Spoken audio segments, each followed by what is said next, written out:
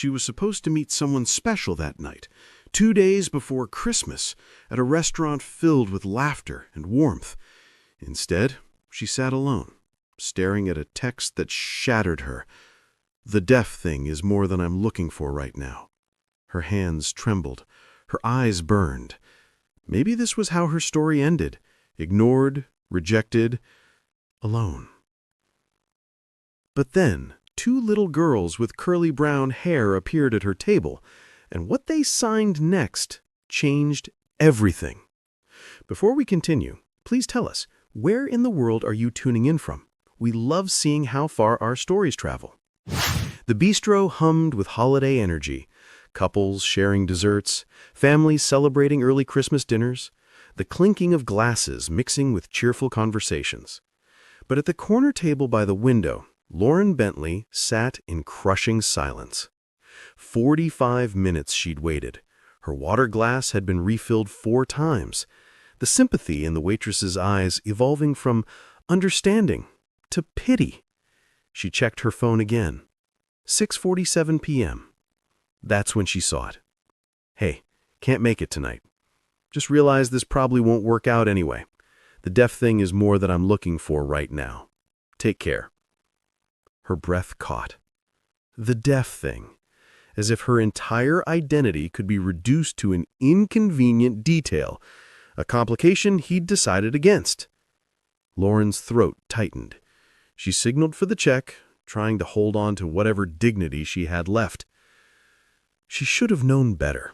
3 years of avoiding romance, burying herself in work at the school for deaf children, and the first time she tried again, the first time her sister convinced her to take a chance, this happened. Again. Her sister's voice echoed in her mind from that morning.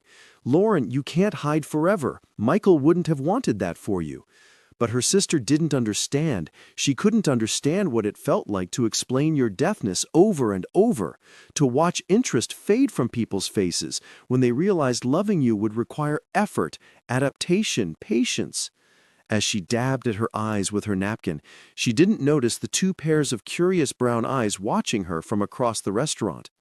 Callie tugged on her twin sister's sleeve. "Cassie, look, that lady is crying." Cassie followed her gaze to the woman by the window. Even at 5 years old, the twins had learned to read people. Their father said it came from living with Grandma Margaret, from understanding that communication went beyond words. "She's really sad," Callie whispered. "Like when Daddy cries in the garage," Cassie added quietly, "when he thinks we can't see." Travis, trying to convince them to eat their carrots, caught that comment and felt his chest tighten. He thought he'd been more careful about hiding those moments. "Daddy?" Cassie turned to him. "That lady is alone and sad." Travis glanced over, careful not to stare. The woman did look distressed, her shoulders hunched as she put on her coat. "Sometimes people have hard days, sweetheart.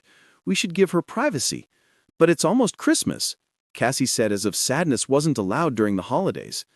But then the woman signed something to the waitress, a simple "thank you," and both girls' eyes widened. "Daddy!" both girls said in unison. "She knows sign language." Before Travis could react, both girls slipped out of the booth with the speed of tiny ninjas. His engineer's brain calculated the distance, their trajectory, and his chances of catching them. He came up short on all counts. "Girls, wait!" But they were already at her table. Lauren felt a gentle tug on her dress. She looked down to find 2 identical little girls staring up at her, their curly brown hair catching the warm restaurant lighting. They couldn't have been more than 5 years old. Then the one on the left raised her hands and signed, perfectly and clearly. "Can we join you? You look sad." Lauren's breath caught. She blinked, certain she'd misread, but the little girl was still there, waiting patiently for an answer. She knelt down to their level, signing back. "You know sign language?" "Our grandma is deaf. She teaches us. I'm Cassie." "I'm Callie," the other added. "You're really pretty. Why are you crying?" Lauren felt something break open in her chest, something that had been locked tight since she'd read that message. She laughed, a genuine sound that surprised her. "Someone was supposed to meet me for dinner, but they decided not to come." "That's mean," Callie signed, emphatically, her face scrunching with indignation. "Very mean," Cassie agreed, crossing her arms. Especially before Christmas. Christmas is for being together. Girls! A man arrived at the table, slightly out of breath, his face flushed with embarrassment. He was tall, with kind eyes that matched his daughter's, and when he spoke, his hands moved simultaneously in sign language, a habit so natural it was clearly part of who he was. "I'm so sorry," he said, signing. "They just took off before I could stop them." Lauren stood, wiping quickly at her eyes. "It's okay. They were just keeping me company." "Daddy, she got stood up," Cassie announced loud enough for nearby tables to hear. "That means someone was supposed to come but didn't come." "Cassie," Travis said, his face reddening, "that's not something we announced to the whole restaurant." "But it's true," Callie defended, "and it's not fair. Nobody should be alone before Christmas." Travis looked at Lauren, really looked at her, and saw the pain she was trying to hide behind a polite smile. Something in her expression reminded him of his own reflection on the hard days, the ones where putting on a brave face for the girls took everything he had. "I'm Travis Grant, and these are my daughters, who apparently have no concept of personal boundaries." "Lauren Bentley," she said, managing a small smile, "and they're wonderful." "Can she eat with us?" Callie asked, pulling on Travis's hand. "We have lots of room, and she shouldn't be alone." "Girls, I'm sure Lauren has other plans." "Actually," Lauren heard herself say, surprising even herself, "I don't. Not anymore." Travis hesitated, searching her face. Whatever he saw there, the loneliness he recognized because he knew it intimately, the hope fighting against disappointment, the desperate need to not be alone tonight, made him nod. "We'd be honored if you'd join us. Though I should warn you, there's an ongoing negotiation about vegetables that might get intense." Lauren smiled, the first real smile she'd managed all evening. "I teach third graders. I'm professionally trained in vegetable negotiations." The girls cheered and practically dragged Lauren to their booth. As she slid in next to Callie, Cassie immediately climbed onto her lap with the confidence of a child who'd never learned to fear strangers. "Cassie, give her some space," Travis said, mortified. But Lauren was already laughing, helping Cassie settle comfortably. The weight of the small child in her lap, the warmth of her, it filled something Lauren hadn't realized was empty. "It's fine, really." She looked at the abandoned orange vegetables on their plates. "So, what's the situation here?" "They're orange," Callie explained with grave seriousness, as if this explained everything. "Ah, orange vegetables! That is tricky. But did you know that orange vegetables help you see in the dark? Very important for Christmas morning when you need to check if Santa came without turning on the lights." The twins' eyes widened. They exchanged one of their mysterious twin looks and slowly, reluctantly, began eating their carrots. Travis stared at Lauren with something like awe. "How did you do that? I've been trying for 20 minutes. "Secret teacher magic," Lauren signed with a wink. As the girls worked through their vegetables, Travis found himself studying Lauren, the way she signed so naturally, the genuine interest in her eyes as she listened to his daughter's chatter. "So, you teach at a deaf school?" "Mayfield School for the Deaf. I've been there for 3 years, third grade, 8 and 9-year-olds. They're at that perfect age where they're still excited about learning, but old enough to have real conversations. That must be a rewarding work." "It is. They remind me every day that being deaf isn't a limitation, it's just a different way of experiencing the world." Lauren paused, her fingers tracing the rim of her water glass. "Though the rest of the world doesn't always see it that way." Travis catched the pain in her voice. "The person who stood you up tonight, they didn't deserve you anyway." "You don't even know me," Lauren said, but she was smiling slightly. "I know you were kind to 2 random children who interrupted your evening. I know you signed with them like it was the most natural thing in the world. I know you turned vegetable eating into an adventure." Travis signed as he spoke, his movements becoming more animated. "That tells me plenty." Lauren felt her cheeks warm. "What about you? What does a structural engineer do exactly?" I design bridges, Travis said, and his whole face lit up. I calculate load distributions, stress points, how to make sure thousands of people can cross safely every day. There's something beautiful about it, creating connections between places that couldn't reach each other before. Like building bridges between people, too, Callie chimed in. Daddy says his job is about connecting things. That's very philosophical for a 5-year-old, Lauren signed to her, impressed. We're almost 6, Cassie corrected with dignity. Our birthday's in February. February 14th, Valentine's Day babies. Mommy used to say we were born on the day of love. The air at the table shifted. Travis's expression flickered with something painful before he smoothed it away. Lauren noticed. She'd become expert at reading what people didn't say. Your mommy sounds like she was very special, Lauren signed gently to the girls. She was, Cassie said matter-of-factly. But she's in heaven now. She's been there for 2 years. I'm so sorry, Lauren said, looking at Travis. He cleared his throat. Rachel died in an accident at work. An elevator malfunction. It dropped 3 floors. She was only 34. He paused, his hands stilling briefly, before continuing to sign. My mother, Margaret, moved in after to help with the girls. She's been incredible. And Grandma taught us sign language even better, because she's deaf like you. Is she? Lauren's interest was genuine now. How long has she been deaf? Since she was born, Travis explained. Growing up, it was just normal for me. I learned to sign before I started school. When the girls came along, Mom was adamant that they learn too. She said being able to communicate with everyone in the family was the greatest gift she could give them. Lauren felt tears prick her eyes again, but these were different. That's beautiful. So many deaf people feel isolated, even in their own families. Your mother made sure that would never happen. She's the strongest person I know, Travis said simply. After Rachel died, I was barely holding it together. The girls were only 3, confused about why Mommy wasn't coming home. Mom moved in and just took over. Not in a controlling way, but in a, you're drowning and I'm throwing you a life raft way. Lauren nodded slowly. I understand that feeling, of barely holding it together. She paused, her fingers tracing the rim of her water glass. My fiancé died 3 years ago. Heart attack at work. He was only 31, training for marathons, the healthiest person I knew. 1 minute he was alive, sending me texts about what to have for dinner, and the next, she took a shaky breath.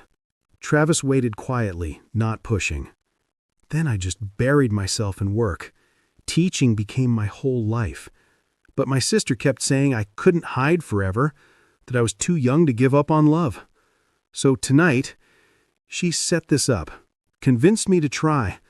Lauren laughed bitterly. I was very upfront about being deaf on the dating app. This guy, Daniel, seemed fine with it.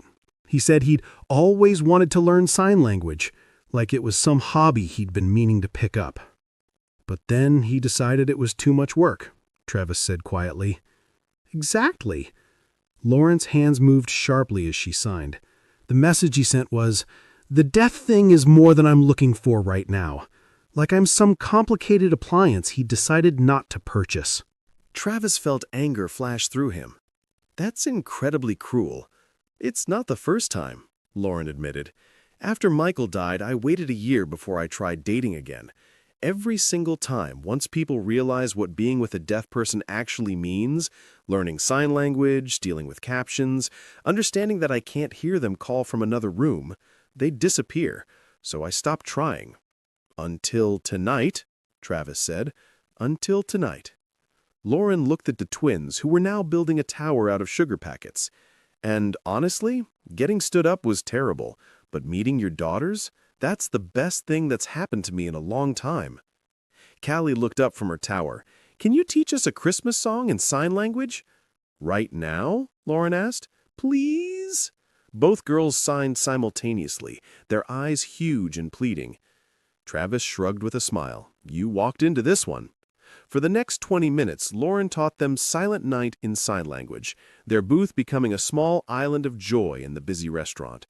Other diners smiled as they watched the two little girls and the blonde woman moving their hands in synchronized poetry, their father joining in with less grace but equal enthusiasm. The sign for silent is like closing a book, Lauren demonstrated, bringing her hands together gently. And night is like the sun going down below the horizon. "This is so pretty," Cassie breathed, practicing the movement over and over. "Daddy, your hands are too stiff, like robots." "Gentle and flowing," Lauren encouraged, adjusting Travis's hand position. The brief touch was friendly, comfortable, like they'd known each other longer than an hour. By the time they finished, several nearby tables applauded. The twins took elaborate bows, clearly thrilled with their new skill. When the waitress brought the check, she smiled at their table. "That was beautiful to watch. You have a lovely family." Before Travis could correct her, Lauren felt Cassie's hand slip into hers under the table, and Callie lean against her shoulder. Something shifted in her chest. A feeling she'd forgotten existed. The feeling of belonging. Travis insisted on paying for Lauren's untouched meal. "Please, it's the least I can do after my daughters hijacked your evening." "They didn't hijack anything," Lauren said softly. "They saved it." As they gathered their coats, the girls grew quiet, a sure sign they were plotting something. "Lauren," Callie started carefully, "do you have plans tomorrow?" "Just the usual Saturday things. Grading papers, cleaning my apartment. Why?" "We're making Christmas cookies tomorrow. With Grandma. You should come." "Girls, Lauren probably has better things to do then." "Actually," Lauren interrupted, "I can't think of anything better than making Christmas cookies with you. If your grandmother wouldn't mind." "She won't mind," both girls said together. Travis pulled out a napkin and wrote down his address and number, his handwriting precise and clear, an engineer's handwriting. "Around 2? But really, you don't have to feel obligated." "I want to." And she meant it. She looked at the address. "Maple Street. That's not far from me." "Really?" Travis seemed surprised. "We're practically neighbors." "All this time and our paths never crossed until tonight." "Maybe they were supposed to cross tonight," Callie said with 5-year-old wisdom. "Maybe the mean man didn't come, so you could meet us instead." Lauren knelt down and hugged both girls tightly. "You know what? I think you might be right." As they walked to the parking lot, snow began to fall. The first snow of the season, fat flakes catching in the streetlights. "It's snowing!" the twins shrieked, spinning in circles with their tongues out. Lauren laughed watching them. When she looked at Travis, she found him smiling at his daughters. "Thank you," he said quietly. "For tonight. You could have said no when they barged up to your table, but you didn't. You gave them something special." "You gave me something too," Lauren replied. "A reminder that kindness still exists. That's been hard to remember lately." They stood there in the falling snow, two strangers who'd shared an unexpected evening. "Tomorrow, then," Travis said finally. "Tomorrow," Lauren confirmed. As she drove home, Lauren felt something unfamiliar stirring in her chest. Not hope for romance. That felt too scary, too soon. But hope for connection, for friendship, for not being quite so alone anymore. The next afternoon, Lauren stood on Travis's doorstep, a bag of baking supplies in one hand and a bouquet of winter flowers in the other. She'd changed outfits twice before settling on jeans and a soft blue sweater. Not because she was trying to impress anyone, she reminded herself firmly, but because she wanted to look nice. She could feel vibrations through the porch, running feet, excited voices. Before she could knock, the door flew open. "You came!" Callie and Cassie shouted together, launching themselves at her. Lauren laughed, nearly dropping her packages as she hugged them. "Of course I came. I promised, didn't I?" Travis appeared behind them, flour already dusting his dark hair. "Girls, let her get inside first." He smiled at Lauren. Welcome to Chaos Central. The house was warm and lived in the best way. Toys scattered across the floor told stories of play. A half-built Lego castle, dolls having a tea party, picture books stacked in precarious towers. Children's artwork covered the refrigerator. Crayon drawings of stick figures holding hands, painted handprints in rainbow colors. The scent of cinnamon and pine filled the air from a real Christmas tree in the corner, decorated heavily on the bottom, sparse on top. "Your home is beautiful," Lauren said, taking it all in. "It's messy," Travis corrected with a self-deprecating smile. "No, it's lived in. There's a difference." Lauren thought of her own apartment, pristine, organized, and utterly lonely. This is a real home. From the kitchen emerged a woman in her early 60s with silver-streaked hair and Travis's kind eyes. Margaret Grant moved with quiet grace, and when she saw Lauren signing with her granddaughters, her whole face lit up. "You must be Lauren," Margaret signed, her movements fluid and expressive. "The girls haven't stopped talking about you since last night." "It's wonderful to meet you," Lauren signed back, feeling some of her nervousness ease. There was something comforting about being with another deaf woman, someone who understood implicitly what the world was like. Margaret studied her for a moment, then smiled warmly. "You have kind eyes and patient hands. I can tell from how you sign with the girls. You must be a wonderful teacher." "I try," Lauren said, oddly touched by the compliment. "Come," Margaret gestured toward the kitchen. "We have cookie dough to make and stories to share." The afternoon unfolded like a dream. The kitchen became a warm cocoon of flour dust and laughter. Margaret and Lauren fell into easy conversation, their hands flying as they discussed teaching techniques, favorite recipes, growing up deaf in different generations. "When I was young, there were so few resources. My parents didn't learn sign language. They thought I should just read lips and try to speak. It wasn't until I went to a deaf school that I finally felt like I could breathe." "I was lucky," Lauren signed back, rolling out cookie dough while Cassie pressed star-shaped cutters into it. "My parents learned sign language before I was even diagnosed. They made sure I never felt isolated." "But you still face it, don't you? The isolation that comes from a hearing world that doesn't want to make room for us." Lauren felt tears prick her eyes. "Every day. Last night was just the latest reminder." Margaret reached over and squeezed her hand, getting flour on both of them.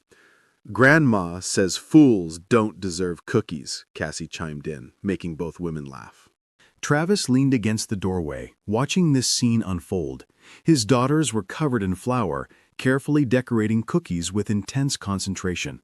His mother was laughing, really laughing, in a way he hadn't seen in months. And Lauren fit into the picture so naturally. "Daddy, stop staring and come help," Cassie called out, catching him. "You're supervising," he signed back. "You're being lazy," Callie corrected, making everyone laugh. For the next hour they created an army of cookies. Stars, trees, snowmen, bells. The girls insisted on putting too much frosting on everything, creating colorful, chaotic masterpieces. "This one is for you," Cassie said, presenting Lauren with a star cookie decorated with elaborate swirls of blue frosting. "Because you're like a star that came to our house." Lauren felt her throat tighten. "It's perfect. Thank you." "You can't keep it forever. You have to eat it," Callie said practically. "But we can make you more anytime you visit." As cookies baked and filled the house with sweetness, Margaret pulled out photo albums. "Let me show you pictures of when these two were babies." "Mom, no," Travis groaned good-naturedly. "Yes," the girls shouted, abandoning their frosting to climb onto the couch with Lauren. For the next hour, Lauren was treated to the Grant family history. Baby pictures of the twins looking impossibly tiny. Travis and Rachel's wedding photo. Rachel was beautiful, with dark hair and a warm smile that reached her eyes. This was Rachel's favorite, Margaret signed, showing a photo of all of them at the girl's third birthday, just months before the accident. Rachel had one girl on each hip, all three of them laughing at something off camera. Travis stood behind them, his arms around all three, his expression full of unguarded joy. Lauren looked at the photo for a long moment. She was beautiful, and you can see how much she loved all of you. She did, Travis said quietly. She would have liked you. She always believed the best people were the ones who saw differences as gifts instead of obstacles. When dinner time rolled around, Travis insisted Lauren stay. "We're just having spaghetti, nothing fancy." "Fancy is overrated," Lauren said. Dinner was delightfully chaotic. The girls demonstrated their proper spaghetti eating technique, one noodle at a time, slurped with maximum sound effects. Margaret told stories in sign language about Travis as a child, each one more embarrassing than the last. "Remember when Cassie decided to give herself a haircut?" Travis signed, grinning. "I was making myself beautiful," Cassie defended. "You cut it down to the sculpt on one side," Travis reminded her. "Artistic vision," Cassie signed with exaggerated dignity, making everyone laugh. As they ate, Lauren felt something settling in her chest. This was what she'd been missing. Not romance, but this. Connection. Laughter. Being part of something. After dinner, the girls insisted on performing their school nativity play for Lauren. Cassie played Mary with great solemnity, while Callie played Joseph with enthusiastic interpretation. And then baby Jesus was born, Cassie announced, and everyone was happy. The end. "Wait, I have a song." Callie suddenly began singing a Christmas carol while doing a spinning dance. "That's not in the nativity story," Travis pointed out. "Artistic license," Callie signed, continuing her performance. Lauren applauded enthusiastically, and both girls took multiple bows. As the evening wound down, Travis started the bedtime routine. Lauren began gathering her things, but the girls latched onto her hands. "You have to help us tuck us in," Callie insisted. "Yeah, it's part of visiting. Rules are rules." Travis looked apologetic. "You don't have to." "I'd love to," Lauren said softly. The girls' room was an explosion of pink and purple, with twin beds covered in stuffed animals and glow-in-the-dark stars on the ceiling. "I sleep on this side, and Cassie sleeps on that side," Callie explained. Travis tucked in Callie while Lauren tucked in Cassie. It felt natural, comfortable. "Will you come back?" Callie asks, her eyes already heavy with sleep. "If your dad and grandma say it's okay," Lauren said gently. "Please come back," Cassie murmured. "We really like you." "I really like you too," Lauren whispered. As they left the room, Callie's sleepy voice called out, "Lauren, that mean man who didn't come to dinner, we're glad he didn't come, because then we found you instead." Lauren had to press her hand to her mouth to hold back tears. Downstairs, Margaret had tactfully disappeared to her room, leaving Travis and Lauren alone in the living room. The tree lights cast soft shadows. "Your family is incredible," Lauren said, settling onto the couch. "They're pretty fond of you, too," Travis replied, sitting in the armchair across from her, a comfortable distance. "Mom told me earlier that you have an old soul and a generous heart." "She's amazing. The way she's created this home where everyone can communicate, she taught me that. Growing up, I never thought of my mom as disabled or limited. She was just Mom." They sat in comfortable silence for a moment. "Can I ask you something?" Lauren said quietly. "Anything. Do you ever feel guilty for having moments where you're happy again?" Travis let out a long breath. "Every single day. Like if I laugh too hard or enjoy something too much, I'm somehow betraying Rachel's memory. Michael and I were planning our wedding. Sometimes I feel guilty for even considering the idea of dating again, like I'm giving up on him." "But you're not," Travis said gently. "You're just trying to keep living." "Are you trying to keep living?" Travis was quiet for a moment. "I'm trying to learn how, for the girls. But most days I'm just going through the motions." "Me too," Lauren admitted. "It's exhausting, isn't it?" "Incredibly." They sat there, two people who understood loss in a way most people didn't. Not romantic, just honest. "I should go," Lauren said after a while. "It's getting late." "The girls would love to see you again," Travis said as he walked her to the door.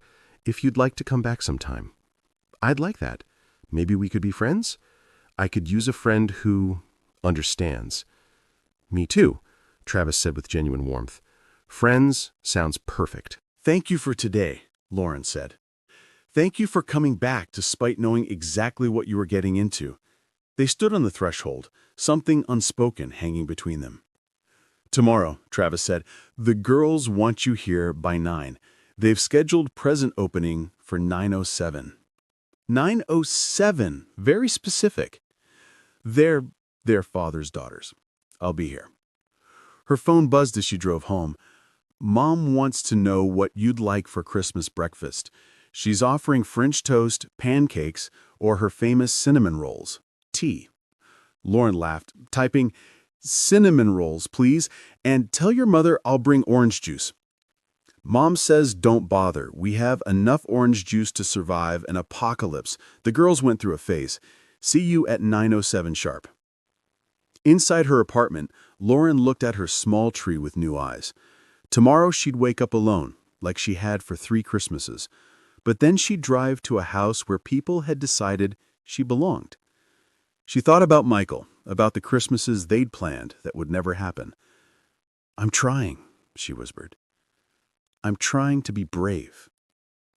Across town, Travis and Margaret were having a conversation. She's special, Margaret signed. I know. The girls love her already. I know. And you? Travis watched the Christmas tree lights blink. I think I'm terrified. Of what? Of how right this feels, of how fast it's happening, of losing someone again. Margaret took his hands. Life doesn't promise us forever, but it does give us moments, days, Christmases with people who make us feel alive. The question isn't whether you might lose again. You might. The question is whether you're brave enough to choose joy anyway. Christmas morning. Lauren arrived at 9:06, watching through the window as the girls counted down on an elaborate timer. At exactly 9:07, she rang the doorbell. The door flew open. Perfect timing! Merry Christmas, Travis said, warmth in his eyes making her heart stutter. Merry Christmas, Margaret signed from the kitchen, where something smelled like cinnamon and heaven. Lauren had brought small gifts, a book on bridges for Travis, a scarf for Margaret, and matching journals for the girls. Presents first or breakfast first? Travis asked. Presents! The girls opened gifts with systematic precision. Sign language books, matching stuffed puppies they immediately named Dorothy and Toto. When they pulled out a small box with Lauren's name in it, she looked at Travis in surprise. The girls insisted, he said, ears pink. Inside was a delicate silver bracelet with 3 charms, a hand signing L, a snowflake, and a tiny book. For Lauren, for Christmas, and because you're a teacher, Cassie explained. It's perfect, thank you. Now you're part of our Christmas, Callie said simply. Lauren excused herself to cry in the bathroom. Margaret found her, handed her a tissue, and pulled her into a hug. Breakfast was Margaret's cinnamon rolls, which lived up to their reputation. The morning unfolded with easy family rhythm. The girls showed Lauren every gift, taught Dorothy and Toto sign language. They built an elaborate fort from boxes. Around noon, they all crowded into the box fort, too small for everyone, but nobody cared.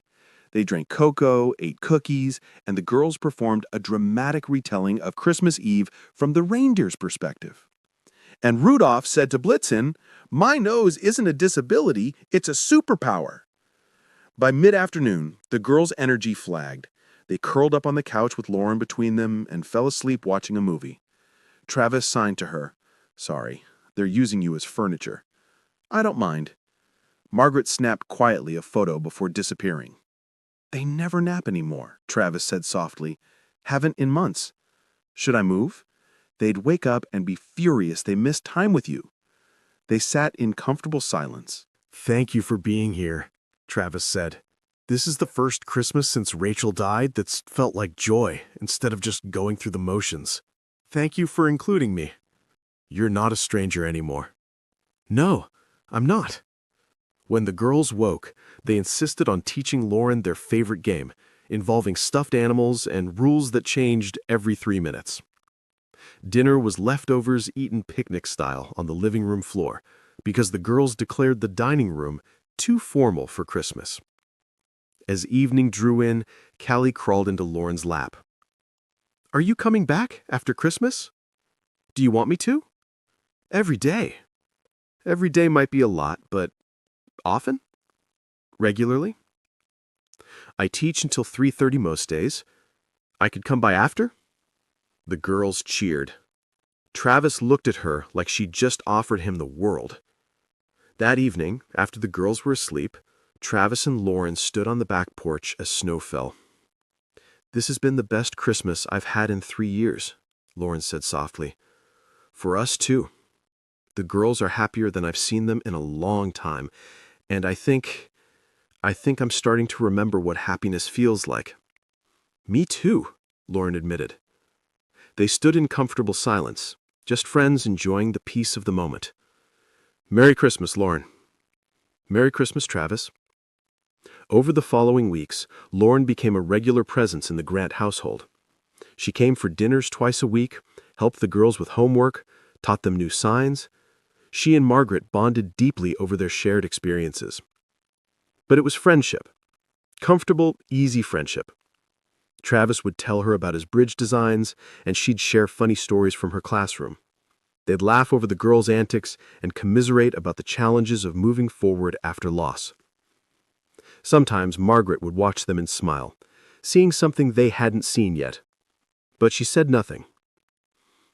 One evening in late January, Lauren was helping clean up after dinner when she mentioned, "There's a position opening up in Boston, at a prestigious deaf school." Travis felt something tighten in his chest, but he pushed it aside. "That sounds amazing. Are you going to apply?" "I don't know," Lauren said honestly. "It's a huge opportunity, but what? I'd have to leave everyone here. The girls, your mom, you." She paused. "My students. This life I'm building." "You should apply," Travis said, even though the words felt wrong in his mouth. "Don't make decisions based on us.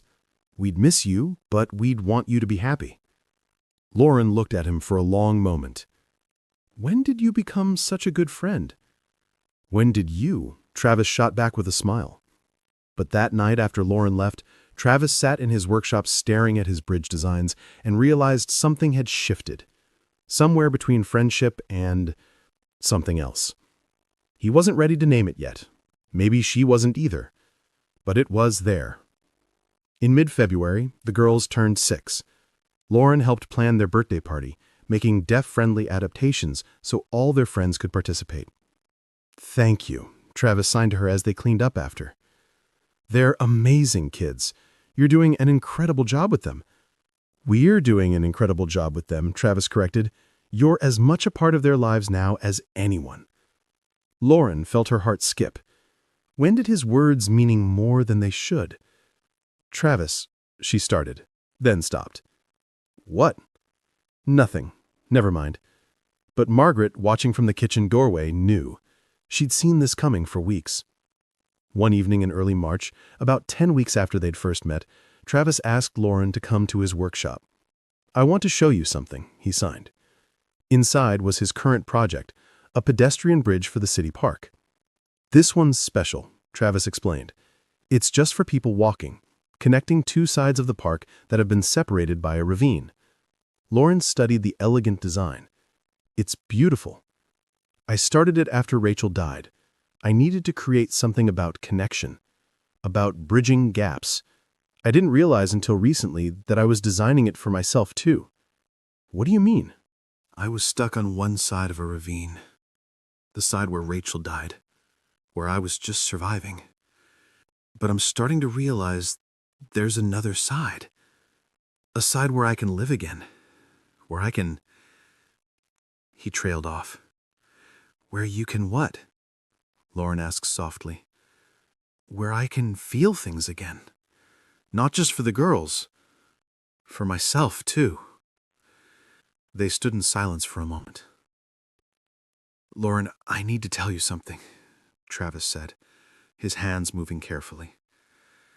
But these past few months, getting to know you, watching you with the girls, talking with you about everything and nothing, I've realized something. Lauren's heart was pounding. What? I'm starting to have feelings for you. Real feelings. Not just friendship. He took a breath. And I'm terrified, because I wasn't looking for this. I didn't think I was ready. But somewhere along the way, you became more than just a friend. Lauren felt tears streaming down her face. I'm scared too, because I feel it too, and I don't know if I'm ready either. We don't have to rush anything, Travis said quickly. We can take this as slowly as we need to.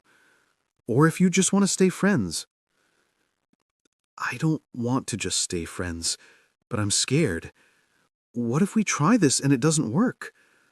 What if I lose you and the girls and Margaret? What if we try this and it does work? What if we're both missing out on something beautiful because we're too scared? From the doorway came a small voice. Are you guys going to be boyfriend and girlfriend now? Because Grandma says it's about time. They sprang apart to find both girls watching with enormous eyes. How long have you been there? Travis asked. Long enough, and we think you should be together. You make Daddy smile again. And you make us happy, so it's okay if you want to kiss and stuff. Lauren laughed through her tears. You two are something else. We know, they said in unison. Travis looked at Lauren. So, what do you think? Want to try this? Slowly? Lauren thought about the Boston job offer sitting in her email.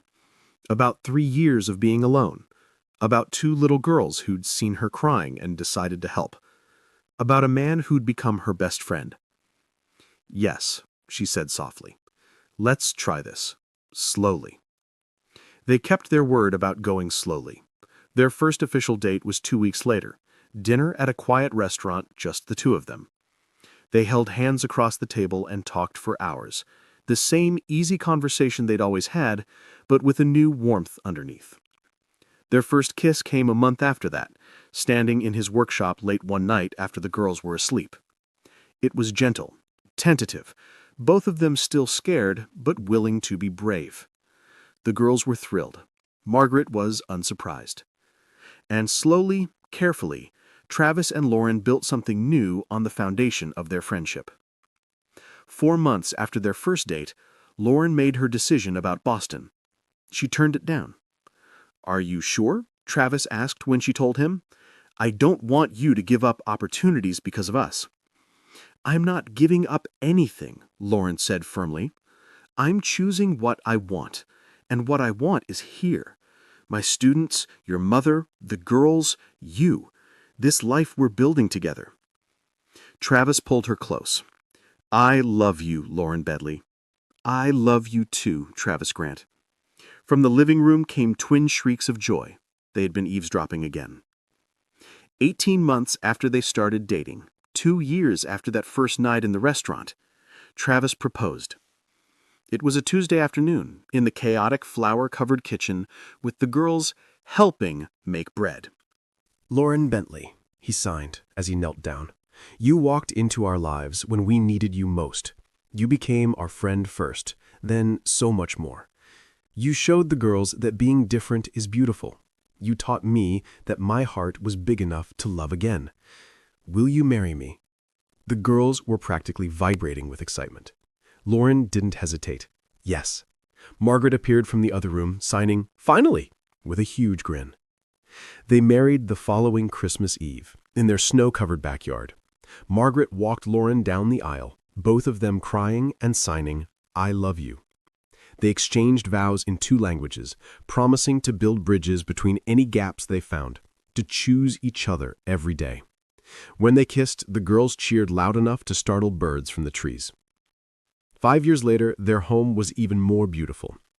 The twins were 11, helping with her little brother Caleb, teaching him sign language with patience and love. The photo wall had expanded. Rachel still smiled from her place of honor, a beloved memory woven into their family tapestry. Beside her hung photos of Lauren and Travis's wedding, family vacations, everyday moments of joy. One photo captured it all. That first Christmas morning 5 years ago, when Lauren had joined them. All 5 of them by the tree, hands mid-sign, laughing together. The ornament of signing hands still sat at the top. Below it, in Lauren's calligraphy, family isn't just about blood or law. It's about choosing each other again and again. We chose friendship first, then we chose love. And every day, we choose each other. We are complete. On this Christmas morning, they gathered by that same tree, older now, fuller, louder. Caleb sat between his sisters, watching them sign the Christmas story with dramatic flair. Margaret presided over the chaos with her knowing smile. Travis pulled Lauren close, kissing her temple. "Remember that restaurant?" he whispered. Lauren looked around at the wrapping paper explosion, at the children laughing, at Margaret directing traffic in sign language, at the life they'd built from one terrible night and 2 brave little girls. "Every single day," she signed back. "Best night of my life." "Because you got stood up?" "Because I got found." And as Cassie and Callie pulled her into their elaborate present opening system, color-coded and scheduled to the minute, Lauren thought about that text from 5 years ago. "The deaf thing is more than I'm looking for."